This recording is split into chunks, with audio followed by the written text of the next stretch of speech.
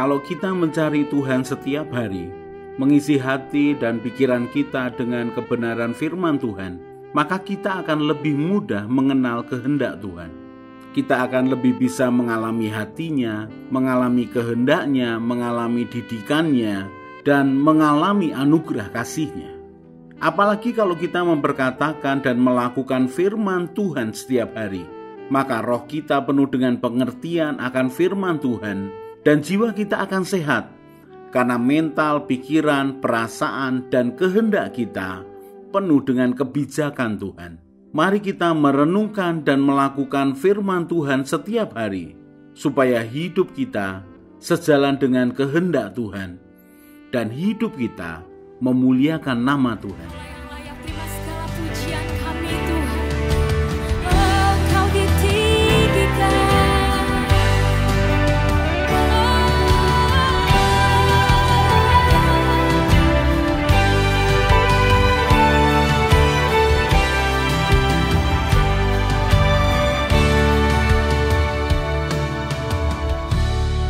Ujilah aku Tuhan, cobalah aku Tuhan, selidiki batinku dan hatiku, mataku tertuju padamu. Aku cinta padamu Tuhan, aku rindu hadirat-Mu Tuhan, aku ingin selalu dekat padamu, menikmati kehadiran-Mu. Ku nyanyi Hosana bagi Rajaku yang duduk di tahta. Aku muliakan dan ku agungkan, Kau layak disembah. Ku nyanyi Hosana bagi Rajaku yang duduk di tahta. Aku muliakan dan ku agungkan, Kau layak disembah.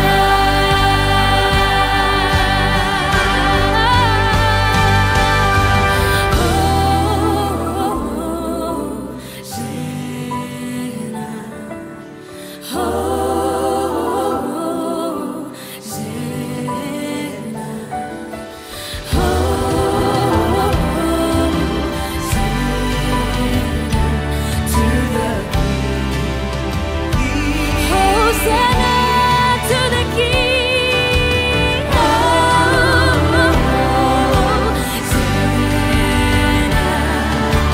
Hosanna.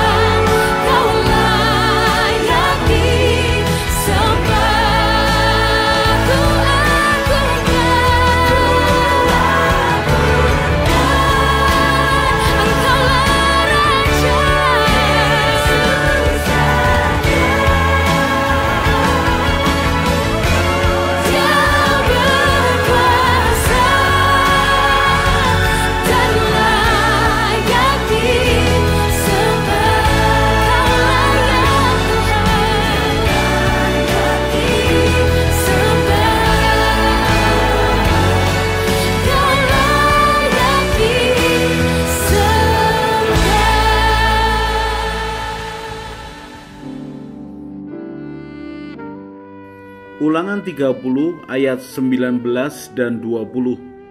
Aku memanggil langit dan bumi menjadi saksi terhadap kamu pada hari ini. Kepadamu kuperhadapkan kehidupan dan kematian, berkat dan kutuk. Pilihlah kehidupan, supaya engkau hidup, baik engkau maupun keturunanmu, dengan mengasihi Tuhan Allahmu, mendengarkan suaranya dan berpaut padanya. Sebab hal itu berarti hidupmu dan lanjut umurmu untuk tinggal di tanah yang dijanjikan Tuhan dengan sumpah kepada nenek moyangmu, yakni kepada Abraham, Ishak, dan Yakub, untuk memberikannya kepada mereka. Alkitab mengisahkan akan begitu banyak peristiwa, begitu banyak pengalaman orang-orang dengan Tuhannya. Ketika Tuhan berbicara kepada manusia, maka Tuhan menunjukkan akan kehendaknya kepada manusia. Dan ketika manusia yang dipilihnya itu melakukan akan kehendak Tuhan, maka Tuhan mendampinginya, maka Tuhan mengajari dia, Tuhan melindunginya. Bahkan ketika kehendak Tuhan itu digenapkan dalam hidup seseorang, maka Tuhan menjamin akan keturunannya. Bahkan Tuhan terus berbicara kepada keturunan demi keturunannya, selama keturunannya itu mencari Tuhan dengan segenap hati. Kalau sebelumnya kita belajar bagaimana Tuhan berbicara kepada Abraham dengan segala macam cara, dari berfirman, menampakkan diri, bahkan ketika Abraham tawar-menawar dengan Tuhan, maka Tuhan berbicara dan menyatakan akan keputusannya. Indah sekali ketika kita bisa mempelajari orang-orang yang memiliki pengalaman dengan Tuhan. Dan kalau kita mempelajari, kita ini tidak bisa membandingkan mereka satu dengan yang lain, karena masing-masing memiliki akan tugas yang berbeda. Yang kita perlu pelajari adalah bagaimana Tuhan itu berbicara kepada mereka, bagaimana mereka mengenal Tuhan, bagaimana kehendak Tuhan itu dinyatakan dan diwujudkan dalam hidup orang-orang pilihannya. Buat kita yang sekarang ini hidup di dalam anugerah, kita ini bisa mempelajari akan pengalaman orang-orang dengan Tuhan di dalam perjanjian lama dari kacamata perjanjian baru, dari kacamata zaman kasih karunia. Kita akan belajar dari kehidupan Ishak. Ishak adalah anak Abraham yang lahir di masa tuanya. Ketika Ishak lahir, dia sudah mempunyai kakak, yaitu Ismail. Kemudian pada suatu kali dia kehilangan kakaknya. Ketika Hagar dan Ismail diusir oleh Abraham atas permintaan Sarah, maka Ishak kehilangan kakak satu-satunya. Kalau kita perhatikan akan kisah Ishak ini dalam pasal demi pasal berikutnya, memang tidak sepanjang akan pengalaman Abraham dengan Tuhan. Bahkan kalau kita bandingkan dengan keturunan Ishak sendiri, yaitu Yakub, maka kisah hidup Ishak ini sepertinya dalam tanda petik tidak begitu menonjol untuk diperhatikan. Tetapi sekali lagi, dalam pembelajaran kita ini, kita ingin tahu bahwa Tuhan berbicara kepada orang-orang pilihannya. Dan Ishak adalah salah satu orang pilihannya karena dia adalah keturunan Abraham. Mari perhatikan beberapa hal ini yang akan memperkaya pengertian kita bagaimana pengalaman Ishak dengan Tuhan. Di dalam Kejadian pasal yang ke-22 ketika kepercayaan Abraham diuji, ayat yang pertama dikatakan, setelah semuanya itu Allah mencoba Abraham. Ia berfirman kepadanya, Abraham. Lalu sautnya, ya Tuhan, firman-Nya, ambillah anakmu yang tunggal itu yang engkau kasihi, yakni Ishak. Pergilah ke tanah Moria dan persembahkanlah dia di sana sebagai korban bakaran pada salah satu gunung yang akan kukatakan kepadamu. Ketika pada hari ketiga Abraham melayangkan pandangnya, kelihatanlah kepadanya tempat itu dari jauh. Kata Abraham kepada kedua bujangnya, tinggallah kamu di sini dengan keledai ini, aku beserta anak ini akan pergi ke sana. Kami akan sembahyang, sesudah itu kami kembali kepadamu. Lalu Abraham mengambil kayu untuk korban bakaran itu dan memikulkannya ke atas bahu Ishak anaknya, sedang di tangannya dibawanya api dan pisau. Demikianlah keduanya berjalan bersama-sama. Lalu berkatalah Ishak kepada Abraham, ayahnya, "Bapa," sahut Abraham, "Ya anakku." Bertanyalah ia, "Di sini sudah ada api dan kayu, tetapi di manakah anak domba untuk korban bakaran itu?"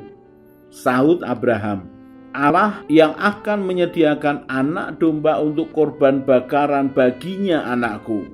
Demikianlah keduanya berjalan bersama-sama. Sampailah mereka ke tempat yang dikatakan Allah kepadanya, lalu Abraham mendirikan mezbah di situ. Disusunnyalah kayu, diikatnya Ishak anaknya itu, dan diletakkannya di mezbah itu di atas kayu api. Sesudah itu Abraham mengulurkan tangannya, lalu mengambil pisau untuk menyembelih anaknya. Tetapi berserulah malaikat Tuhan dari langit, katanya, "Abraham, Abraham." Sahutnya, "Ya Tuhan." Lalu ia berfirman, "Jangan bunuh anak itu dan jangan kau apa-apakan dia, sebab telah ku ketahui sekarang bahwa engkau takut akan Allah dan engkau tidak akan segan-segan untuk menyerahkan anakmu yang tunggal itu kepadaku." Saudara, kita tahu, ini pengalaman hebat seringkali kita melihat dari sisi Abraham. Mari saya ajak saudara untuk melihat dari sisi Ishak. Ishak waktu itu sudah remaja, dan kita bisa tahu bagaimana Abraham yang kehilangan Ismail lalu mendapatkan Ishak. Dia begitu mengasihi Ishak. Dan ketika Tuhan mencoba Abraham dengan meminta Ishak untuk dikorbankan, maka Abraham karena percaya kepada Tuhan bahwa Tuhan sanggup untuk menghidupkan Ishak dari kematian, maka dia melakukannya dengan segenap hati. Mari lihat kembali dari sisi Ishak. Dia bertanya kepada ayahnya, "Di manakah kambing domba yang akan dikorbankan?" Dan ayahnya hanya mengatakan, "Tuhan akan menyediakannya anakku." Lalu mereka berjalan ke tempat di mana Tuhan akan tunjukkan di mana Ishak dikorbankan. Saudara bisa tahu apa yang terjadi kemudian.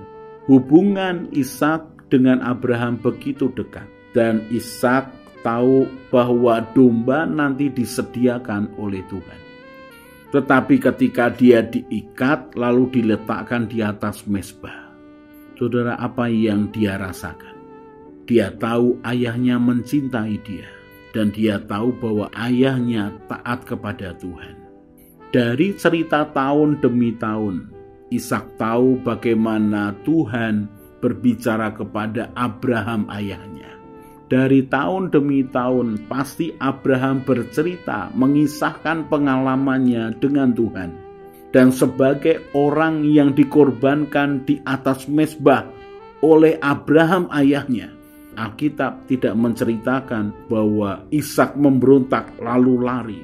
Ishak dalam kepercayaannya dan ketaatannya kepada ayahnya Abraham dan kepada Tuhannya Abraham, dia hanya menurut saja. Ada ketaatan yang istimewa yang dimiliki oleh Ishak, dan itu merupakan buah dari pergaulannya dengan Abraham ayahnya dan dengan Allahnya Abraham ayahnya. Ada pengalaman Ishak dengan Tuhan yang dicatat di dalam Kejadian pasal yang ke-25. Saya bacakan ayat yang ke-20. "Dan Ishak berumur 40 tahun ketika Ribkah anak Betuel orang Aram dari padang Aram, saudara perempuan Laban orang Aram itu, diambilnya menjadi istrinya.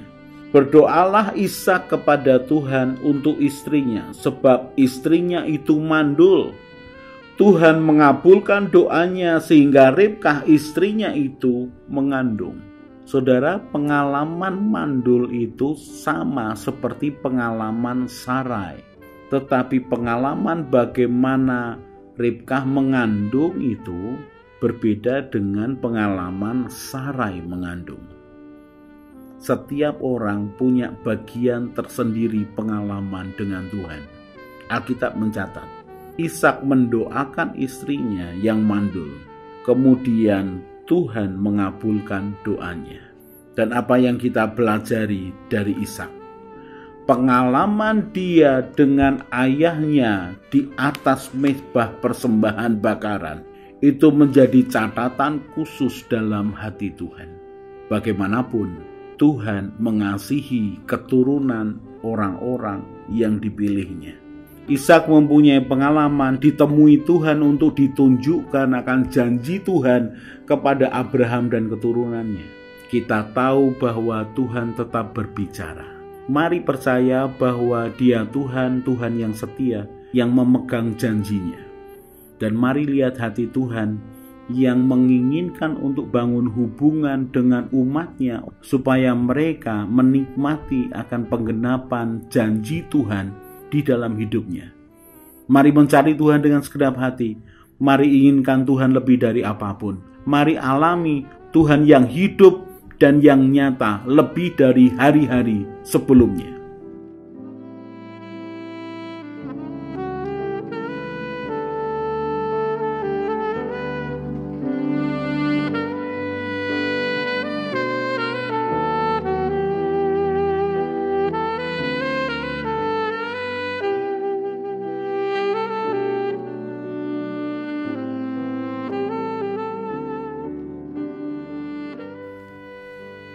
Sementara kita merenungkan firman Tuhan, kemudian hati dan pikiran kita penuh dengan beban masalah dan keinginan, maka masalah dan keinginan itu akan lebih kuat berbicara kepada kita, bukan kebenaran Tuhan yang berbicara kepada kita.